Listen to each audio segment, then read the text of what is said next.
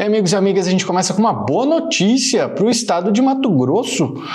Mato Grosso está em destaque aí com 4 cidades entre as 15 com maiores taxas de pessoas empregadas no país. Do ranking, com 15 cidades, 4 são do estado de Mato Grosso. Tem outros números também que favorecem, que é como, por exemplo, a participação, né, do percentual do rendimento, né, de todos os trabalhos aí na composição da renda familiar, que deixa também Mato Grosso aí numa posição muito boa. Vamos entender esses números, né, já que como eu disse primeiro, e agora eu complemento a informação que está em destaque no site AgroOlhar, que diz que Mato Grosso tem 4 cidades entre as que possuem as maiores taxas de pessoas empregadas no país. O estado, ele também é o primeiro no ranking que coloca o rendimento do trabalho.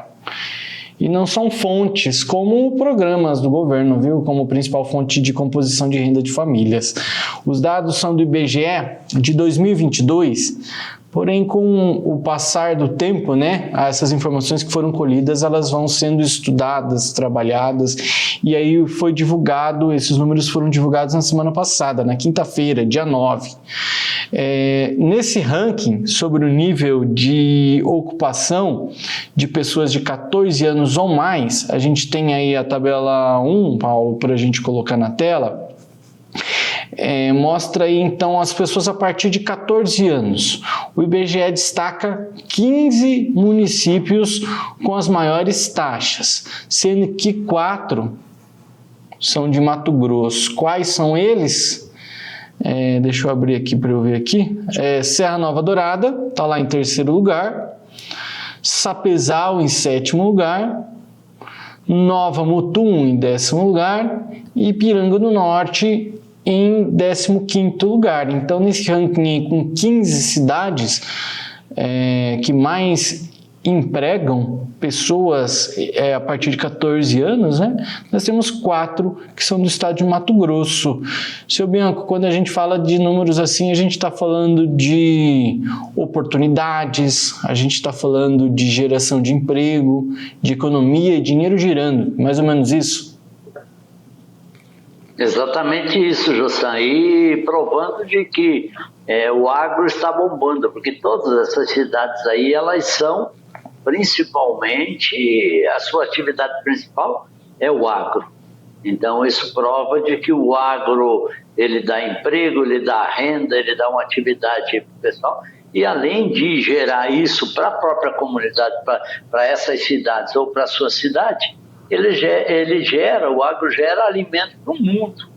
Então, são inúmeros benefícios de que o agro ele traz para toda a população mundial. Apesar de que o agro, principalmente do Mato Grosso,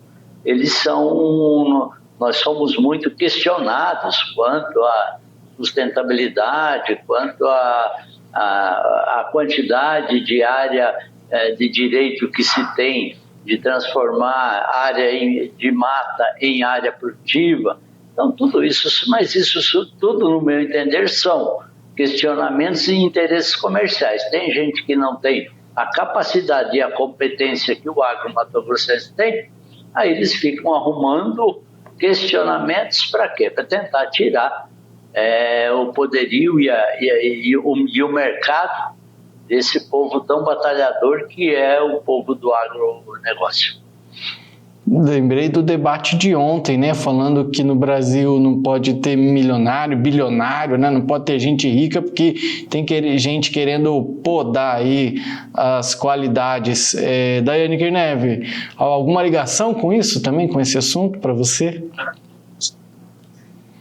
Gestão, a gente tem um ponto de vista que realmente, às vezes, até preocupante, né? Um estado em desenvolvimento e que tem mostrado que o agronegócio ele não é só sustentável, mas rentável, né? Porque ele traz oportunidades também para o estado inteiro, né? Então, um estado que está aí, um estado super jovem, que está competindo com estados até como São Paulo, né? E está ganhando.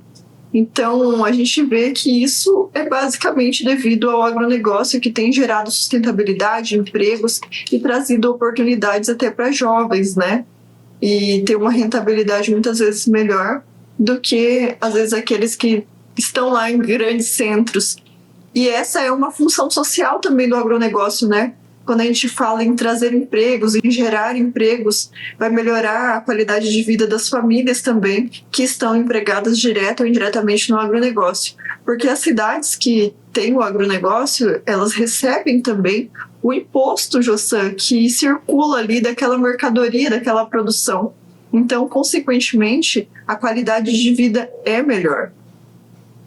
Daiane, os dados eles também mostram que Mato Grosso é o principal estado onde a maior fonte de renda é composta pelos trabalhos e não por outras coisas, como por exemplo aluguel, o que mais que a gente tem benefícios do governo, né? Entre outras coisas que possam compor aí a renda. E dos 10 municípios, olha só esse número sim que ele é realmente muito surpreendente. Eu vou pedir para o Paulo colocar na tela também a segunda tabela. Dos 10 municípios com maiores participação de rendimento de todos os trabalhos na composição da renda, ou seja, a renda da pessoa é o trabalho, não outras coisas, não querendo desmerecer também uma pessoa que trabalhou a vida inteira e tem alguns aluguéis, mas a gente está mostrando resultados que o trabalhar dá dinheiro. Nesse caso aqui, dos 10 municípios com maiores participações de rendimento de todos os trabalhos na composição de renda, 8 são de Mato Grosso. Olha aí a tabela. Do lado esquerdo, a gente tem os municípios com menor participação do trabalho, né? A renda do trabalho menor. E já no lado direito, a renda do trabalho como sendo majoritária, representa em querência, por exemplo, 93,7%. E aí, dessa lista aí, com 10 municípios, 8 são de Mato Grosso: Querência, Sapezal, Primavera do Leste, Campo Novo do Parecis. Daí vem Mato Grosso do Sul, com Chapadão do Sul. Voltamos para Mato Grosso com Sorriso. Goiás aparece na lista com Chapadão do Céu, tem Santa Cruz do Xingu em Mato Grosso, Campos de Julho em Mato Grosso e Alto Taquari. Trabalhar com o agronegócio e trabalhar em Mato Grosso dá dinheiro. Isso está muito ligado com o que você estava falando agora, Daiane. Exatamente, Josan. Se a gente for analisar essa tabela da direita, em comparação com essa da esquerda, é uma diferença abismal. E essas cidades que estão em destaque aqui, se a gente vê a porcentagem de valor, 93%, 90 e poucos %, são cidades que a economia é basicamente o agronegócio. Então, o agronegócio ele traz essas oportunidades para essas cidades e ele tem trazido uma sustentabilidade também. E essa questão de geração de renda, ela não fica só voltada para aquele que trabalha no campo, mas para aquele que desenvolve um trabalho indireto também para o agronegócio, às vezes faz manutenção de máquina, revende pneu, também até supermercados, né? Porque o agronegócio também depende muito disso. A gente fala que é um setor que interliga vários outros setores e fomenta a economia, porque ele faz uma circulação de dinheiro, porque ele depende de vários serviços, né? Depende de frete, depende do mercado para comprar o alimento ali dos seus colaboradores, depende de insumos, depende de manutenção de veículo, de máquina, então vai comprar peça também, vai comprar pneu, vai comprar combustível, são vários outros setores que são diretamente ligados. Então, essa geração de emprego, ela está diretamente ligada a essa economia, porque vai gerar os empregos daqueles que vão trabalhar no campo e vai também gerar o emprego indireto, que é aqueles que trabalham nas cidades fornecendo serviços ou peças, né, para aquela determinada propriedade. Então, vejam só, são cidades que às vezes a gente nem sabe que existe, né? Querência é uma cidade tão pequena e está com um destaque gigantesco em proporção nacional. Então, olha só que orgulho que nós podemos ter do nosso agronegócio, que vem trazendo tanta sustentabilidade e economia, que a economia pressupõe um dos princípios da sustentabilidade também, é ser sustentável trazendo economia, é um dos pilares, né, da sustentabilidade é ter economia. E o seu Bianco até comentou, né, tão criticado que é o agronegócio. Olha só, nosso país tem uma das maiores reservas mundial, né? Se a gente fosse dividir em pizza, 66% do nosso país ainda é uma reserva. Qual outro país que ainda existe isso, que seja área agricultável? Eu até levanto essa questão, né? Porque às vezes as pessoas falam assim, na Rússia tem muita reserva, sim, mas não é agricultável. E em outros países, as reservas são somente de áreas que não são agricultáveis, como nos Estados Unidos. Lá eles acham um absurdo o produtor rural sobreviver, porque a área que é agricultável, eles colocam para baixo mesmo, eles colocam plantação em cima da área para poder plantar, e aqui não. Aqui nós preservamos áreas agricultáveis. Então a nossa agricultura é sim sustentável, e esses dados estão aí disponíveis na internet ou para quem quiser pesquisar e ver. Daiane mencionou, né, deu destaque aí para querência, e aí eu comparando no quadro ali, né, Piauí está no lado esquerdo da tabela, né, com bastante municípios, 1, 2, 3, 4, 5, 6 municípios entre os 10 que tem a menor renda, sendo renda de trabalho, né? E eu fui até olhar aqui no mapa, porque eu já sabia que Querência estava ali mais ou menos para leste, e portanto, de Mato Grosso, e portanto próximo à divisa do Piauí, e de fato ela está muito próxima ao estado do Piauí. Seu Bianco, chega a ser até discrepante, né? Uns números como esses tão diferentes em estados que fazem divisa e municípios que são tão próximos.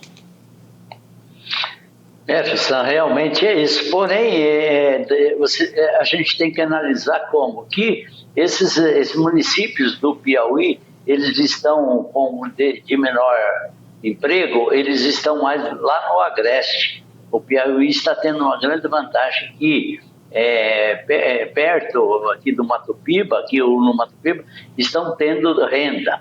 Isso prova de que o agro é o que avança, é o que deixa o país em melhores condições. Você também analisou ali que tem aqueles dois, Chapadão do Sul e Chapadão do Céu. São dois municípios que estão praticamente na divisa com o Mato Grosso. E são municípios essencialmente do agro. Então, como é que se pode, dentro de um país desse, ainda se ter gente que condena o agro? Eu queria acrescentar só no comentário da Daiane, no primeiro comentário da Daiane, que ela falou que o agro também gera impostos para toda essa cadeia produtiva, ela gera impostos que esses impostos são destinados para o município, para o estado e para o país. É um pouco preocupante, Daiane, que hoje é assim a divisão. Porém, com a reforma tributária, do ano que vem em diante, será taxado mais o consumo.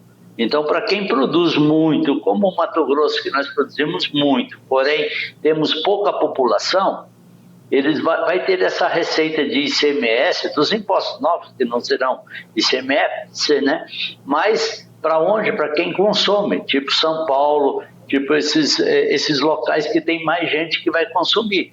Então, nós seremos, entre aspas, penalizados, ou a tributação que irá para nossos municípios e estados será menor, porque vai se prestigiar mais o consumo e não a produção. Isso eu acho que é um grande erro na nova lei tributária que vai vir para o ano que vem. São dados que tem que ficar de olho aí, Daiane. Exatamente, José. A gente já tem essa preocupação com a reforma tributária. Eu sei que foge um pouquinho do tema, mas hoje o que nós temos é um diferencial, né? Nós temos um estado que está pujante graças ao FETAB e tem construído estradas, tem construído casas. Como que vai ser o nosso futuro de geração de impostos para não retribuição desses impostos, eles não vão chegar a contento mato-grossense, né? Porque, como diz o seu Bianco, ele vai ser sobre o consumo. E aqui, como nós exportamos matéria-prima, essa tributação, muitas vezes, ela vai para outros estados.